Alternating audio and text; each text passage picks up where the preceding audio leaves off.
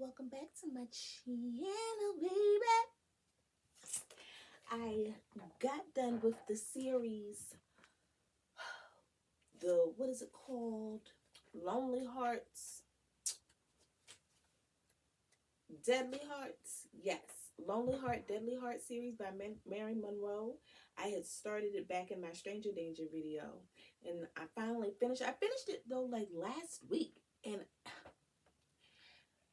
so I've been so busy with so much stuff and so many different things that I never did get around to finish making the video about the series. So I took a whole bunch of notes and I got everything together so that I can talk about those 3 books in the series. And it was 3 audiobooks and then 1 book on Kindle Unlimited. But first, the perfume that, oh my God. So this is Nude by Rihanna. And I made sure to look up the notes ahead of time this time. So it says, I like this one because, where's my body butter? What did I do with it? I don't see my body butter, but I have this body butter that it smells like vanilla chai latte. It's by Ancient Cosmetics. Oh my God, they have this best deal going on right now on their body butters and stuff. I really wish I could, oh, there it is. It's on my dresser. Hold on.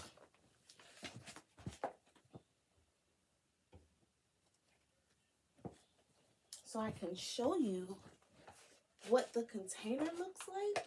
Oh my goodness, you want to smell like a snack? This is the vanilla chai latte. This was gifted to me by a very sweet friend of mine. I love her so much, and it smells absolutely divine. It really does smell like a nice chocolatey cocoa vanilla cup of coffee.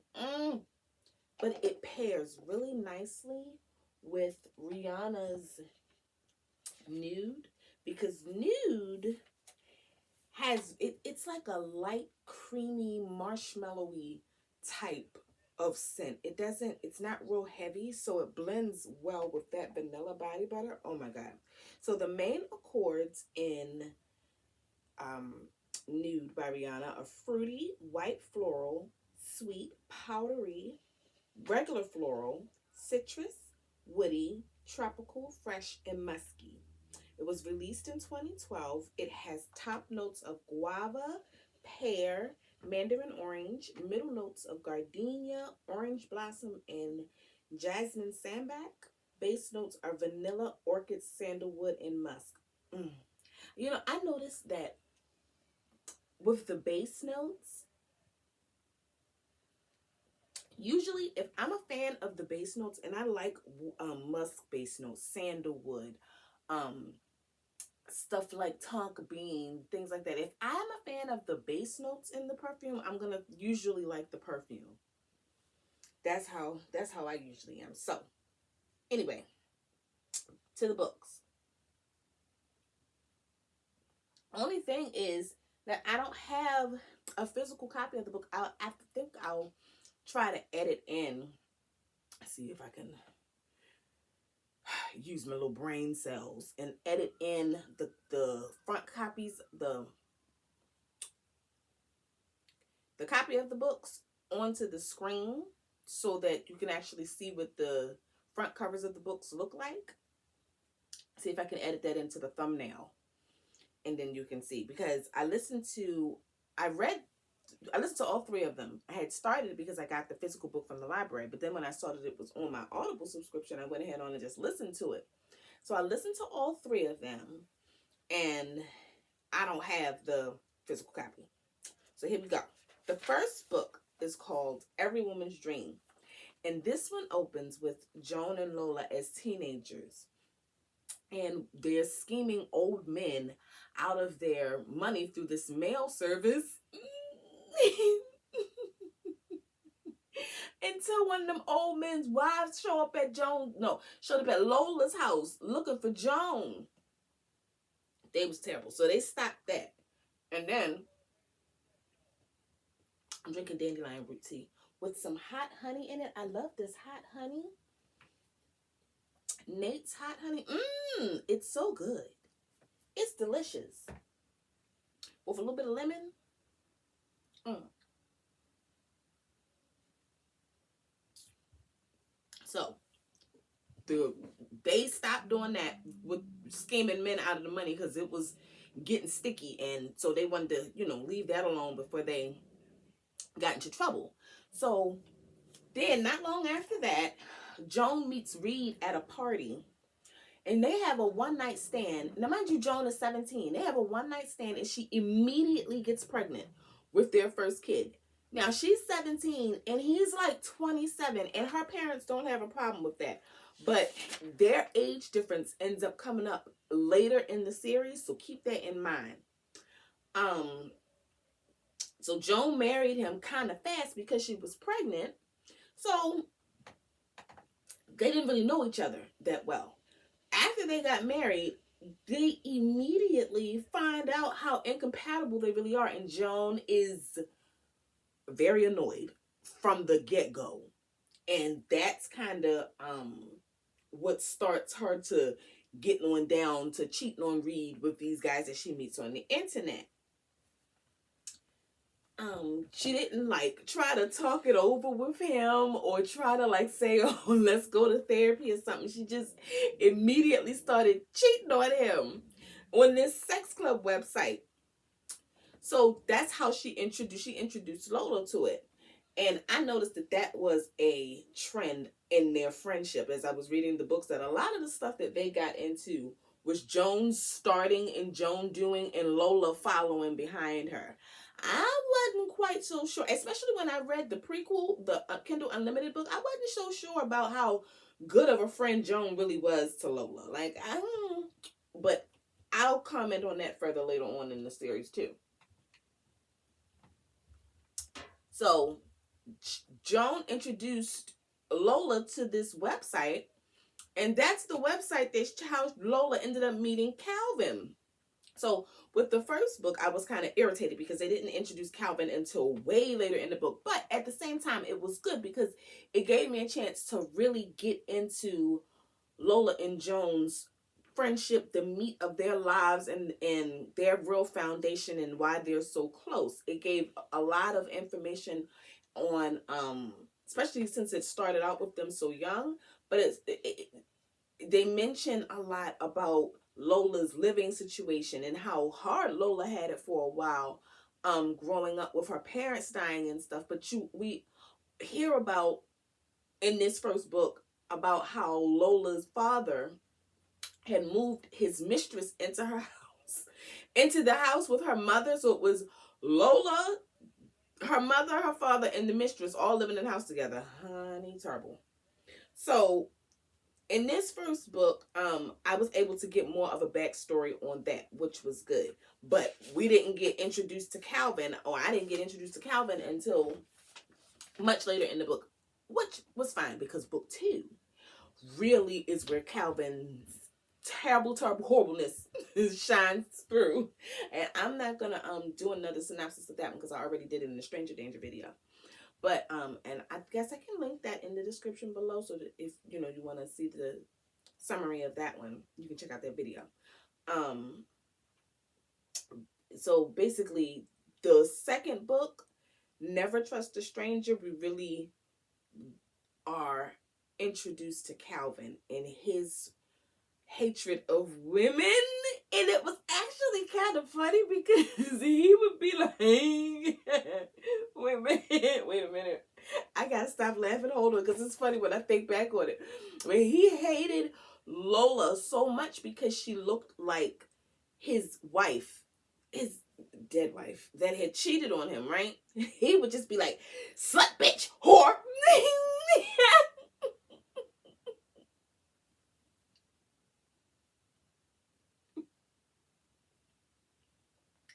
I'd be cracking up when he would just go into these cussing tirades talking about these women. Oh. So then book 3 is titled The Devil You Know. That's the third book in the series. I liked how everything wrapped up for all of the characters nicely. I was really surprised at how Reed turned out. So remember I said keep in mind that his age difference between him and Joan was something. He just likes young girls. So, and that's the thing. I think I read somewhere that said something like, when older men marry younger girls, it's only a matter of time before he wants another young girl. Like, you're not going to be able to grow old with him and he still appreciate you. It's still going to be that super imbalance and weirdness that he's going to always be seeking after some young girl. So I kind of feel like that was the case with Joan and Reed. Because he ended up cheating on her with this young girl. Like, she was like 18, but at this point he was like not an old man, but way too old to be dating some 18-year-old girl. And Joan felt the way and he would like be throwing it up in her face and saying stuff like, well, Joan, you're just gonna have to grow up and get over it, and talking to her real mean. And they got into it, right? And so she threw up in his face that she had basically been cheating on him their whole marriage. And he lunged at her. He lunged at her and hit her, and she pepper sprayed the hell out of him. That was funny. My only disappointment was that was the most action I got out of the whole series. Like, okay, so let me see. Let me not get off topic. She pepper sprayed him. Oh, let me see. Before I jump into the action and what my disappointment was,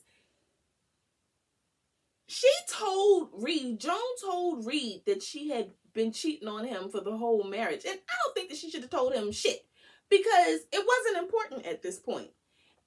He had already wanted to end the marriage. Remember I said in the other video how he would keep, she had already wanted to end the marriage. He would keep her from ending the marriage by threatening her with, oh, I'm going to kill myself if you leave. I'm going to kill myself. She stayed in this loveless, unhappy marriage, all because she's thinking that if I leave this nigga, something's going to happen to him.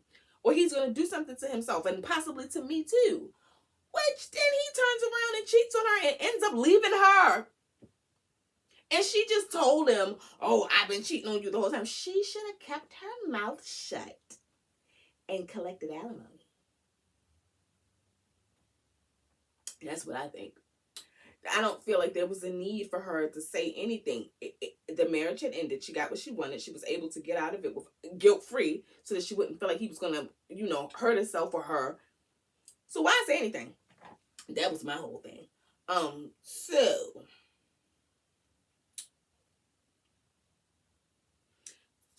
back to the ending that I didn't particularly care for.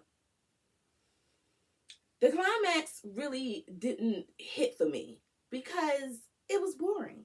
Literally, Joan saved the day. Like, Lola and Calvin didn't tussle. They didn't have it out. Calvin didn't torture her. Like, he was talking all this crap for 3 whole books about the stuff that he was going to do. And then literally nothing happened. I took a star off of that one. Overall, I give the series like a 4.5 stars, because it was a really good series. But I take a half a star off for the ending, and I take a half a star off for the first book being kind of slow a little bit. But yeah, that's it. Now, the last one that I read was it was on Kindle Unlimited, and it was called Can You Keep a Secret? And this was the prequel. And it was really good because you really see into Lola's childhood and how rough it really was. I mean, she was having a bad go at it for a while. And like I said, I really don't think that Joan was all that good of a friend to Lola. I liked the girl Mariel better. Mariel was a friend to the girlfriend that was living with Lola and her father and her mother. She was a family member of hers, and she was a better friend to Lola than Joan was, in my opinion.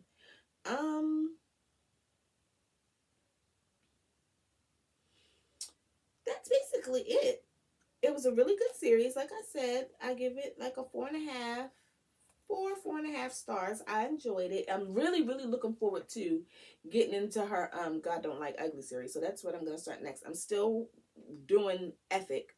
I just wanted to, there was a few books on Audible that was in my library that they're getting ready to take from being free for a while. So I wanted to read them before the time is up. Like some of them, they'll be taken off on May the 3rd, and others will be taken off on May the 7th. So I'm trying to listen to as many of those audiobooks before they're not available to me anymore as I can. So I'll be definitely having more updates with, that and my library books. I'm still reading the Karen Slaughter book, Pieces of Her. I'm still reading that. And what else? It was something else I wanted to say. Where's my notes? Did I say everything? Oh, and the last thing that I did want to say about the prequel, about the book, was even just in general, not just with the prequel, but the characters are so nosy. The way that the town talked about Lola's family. I mean, okay, granted, it was some tea. Having the damn and the audacity, tea and audacity, of the father to just have this lady living in the house with him, but that still doesn't give anybody else in their town a right to talk about it, because at the end of the day, Lola said she was happy. She liked the living girlfriend. She liked her. So she said she was happy. So I feel like people just should stop judging and mind their business. I really do. But I mean, I guess when people see stuff and it don't look right, they're gonna talk. I know I would technically stuff. I'm telling you, I'm out fork tongue out of one corner of my mouth from saying that people should mind their business and not the next one. Honey, but let me get the scoop. It's like, no, I'm not.